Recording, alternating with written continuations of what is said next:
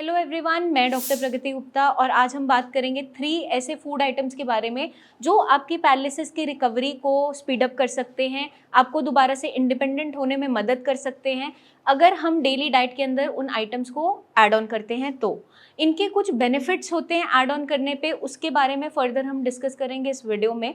Number 1 food item है आपका lean protein. Lean protein के अंदर हम मानते हैं कि एग्स, फैटी फिश और आपका चिकन, ये लीन प्रोटीन के अंदर काउंट होता है। लीन प्रोटीन को अपनी डाइट में ऐड ऑन करने का बेनिफिट क्या होता है, जितने भी आपकी बॉडी में प्रेशर सोर्स बन रहे होते हैं उसको प्रिवेंट करने में ये मदद करता है।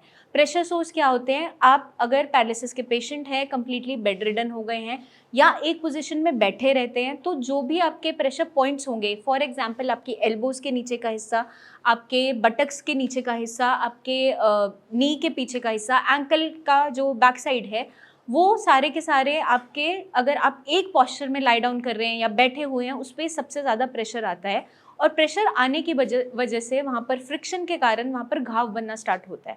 वो घाव बढ़ता चला जाता है क्योंकि हम कंप्लीटली उसी पोस्चर में बने रहते हैं। तो अगर हम अपनी डाइट में लीन प्रोटीन ऐड ऑन करते हैं, चाहे वो एग वाइट हो, चाहे फैटी फिश है जिसके अंदर हम सैल्मन भी काउंट करते हैं, या चिकन सूप है, अगर हम अपनी डेली रूटीन में इन्हें ऐड ऑन करते हैं तो ये आपकी हीलिंग को प्रमोट करते हैं, आपकी बॉडी को स्ट्रेंथ देते हैं और प्रेशर सोर्स ना बने उसमें आपको मदद करते हैं। Second one is quinoa. Quinoa एक सूडो सीरियल माना जाता है, छोटे छोटे ग्रेन्स होते हैं, जैसे बथुआ होता है उस तरीके का होता है, बट एग्जैक्टली वो नहीं होता, डिफरेंट होता है उससे। इसको आप कैसे इस्तेमाल कर सकते हैं, खिचड़ी बनाकर यूज़ कर सकते हैं या वेजिटेबल्स डाल के, दालें डाल के इस्तेमाल कर सकते हैं। जैसे हम नमकीन दलिया बनाते हैं उस तरीके से इसकी प्रिपरेशन की जा सकती है। अब इसका बेनिफिट क्या है, ये आपका राइस का बहुत अच्छा सब्स्टिट्यूट है। कुछ लोगों को चावल खाने की हैबिट होती है तो उनको रोटी इजीली डाइजेस्ट भी नहीं होती और खा भी नहीं पाते। बट जो पेशेंट्स डायबिटिक हो गए हैं, शुगर लेवल बढ़ते चले जा रहे हैं, वज़न बढ़ता चला जा रहा है, कोलेस्ट्रॉल बढ़ रहा है, वहाँ पर हम चावल की जगह किनोआ उन्हें एडवाइस करते हैं, क्योंकि राइस के अंदर स्टार्च बहुत ज़्यादा होता है, कॉम्प्लेक्स कार्बोहाइड्रेट्स होते हैं जो ईजिली डाइजेस्ट नहीं होते।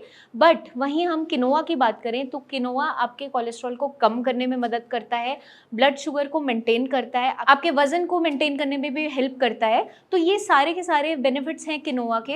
अगर इसे हम डेली डाइट के अंदर ऐड ऑन करते हैं तो आप पैरालिसिस के अगर पेशेंट हैं, आपकी रिकवरी स्पीड अप हो जाती है और आगे चलते हुए दोबारा से स्ट्रोक ना हो उसको भी ये प्रिवेंट करता है। Third food item is mushroom. Mushroom vitamin D enriched रहता है, आपकी बॉडी को स्ट्रेंथ देता है, गर्माहट देता है, ताकि आपकी बॉडी के अंदर रिकवरी स्पीड अप हो जाए। विटामिन डी का रोल क्या है, आपकी बोन्स को, मसल्स को स्ट्रेंथ देता है और आपकी रिकवरी को बूस्टअप करता है। तो जब भी पैरालिसिस किसी को होता है, ब्रेन का ये डिजीज़ है, डिसऑर्डर है, बट आपके मसल्स, आपके हाथ पैर इन्वॉल्व होते हैं, तो आपके हाथ पैरों के मसल्स को स्ट्रेंथन अप रखने के लिए, आपकी बॉडी में इम्यूनिटी को बूस्ट अप करने के लिए विटामिन डी का बहुत अच्छा रोल होता है आपकी डाइट के अंदर। जिन लोगों का विटामिन डी लो रहता है वहाँ पर हम क्या देखते हैं, रिकवरी स्लो डाउन हो जाती है। ये हमने क्लिनिकली पेशेंट्स के अंदर नोटिस किया है, देखा भी है। तो डेली डाइट में अगर हम मशरूम घर पे ही होममेड सूप बना रहे हैं मशरूम का, बाकी वेजिटेबल्स ऐड ऑन करके, या फिर सब्जी बनाकर इस्तेमाल कर रहे हैं, तो काफ़ी अच्छे रिजल्ट्स देखने को मिल जाते हैं, आपकी रिकवरी स्पीड अप होती चली जाती है। और जो पेशेंट स्पेशली नॉन वेजिटेरियन नहीं है, वेजिटेरियन है, उनके लिए ये बहुत अच्छा सोर्स ऑफ विटामिन डी है, ताकि आपकी बॉडी में कोई भी डेफिशिएंसी तैयार ना हो। आई होप ये वीडियो आपको मदद करेगी जल्दी से जल्दी इस बीमारी से रिकवर करने में, पैरालिसिस से दोबारा से इंडिपेंडेंट होने में और अपनी नॉर्मल रूटीन के अंदर वापस आने में। आपको ये तीनों फूड आइटम्स जो हमने बताई हैं वो आप इजीली ऐड ऑन कर सकते हैं, डेली भी ले सकते हैं।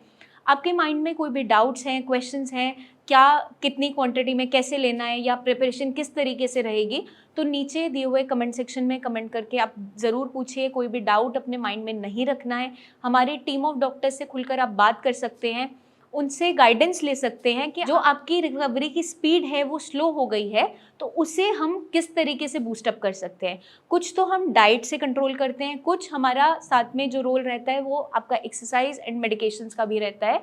तो वो एज़ पर रिक्वायरमेंट, पेशेंट की क्या कंडीशन है उसके हिसाब से हम लोग गाइड करते हैं।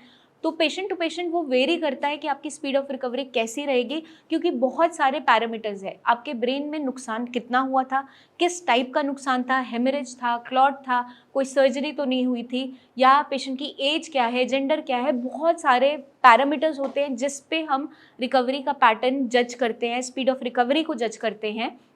तो वो आप जब हमसे कंसल्ट करते हैं, बात करते हैं, तभी हम आपको अच्छे तरीके से क्लियर अप कर पाते हैं। क्योंकि इनिशियली जब श्रेयास में पेशेंट आता है और उनका ट्रीटमेंट स्टार्ट होता है, तो वो इनिशियल 1 मंथ का फेज़ रहता है, और 1 मंथ में उसकी बॉडी कैसे रिस्पॉन्ड करती है वो देखा जाता है विद द गाइडलाइंस जो दी जाती है आपकी। जैसे हम डाइट के रिगार्डिंग देते हैं, एक्सरसाइज देते हैं, मेडिकेशन दी जाती है, तो पूरा एक 1 मंथ का ट्रीटमेंट इनिशियल रहता है जिसमें पेशेंट को रिकवरी की तरफ लेकर जाया जाता है। इनिशियली जब पैरालिसिस होता है तो बॉडी खुद से भी कोशिश करती है, लेकिन एक फेज़ ऐसा आएगा जब आपकी रिकवरी रुक जाएगी, आगे नहीं हो पाएगी।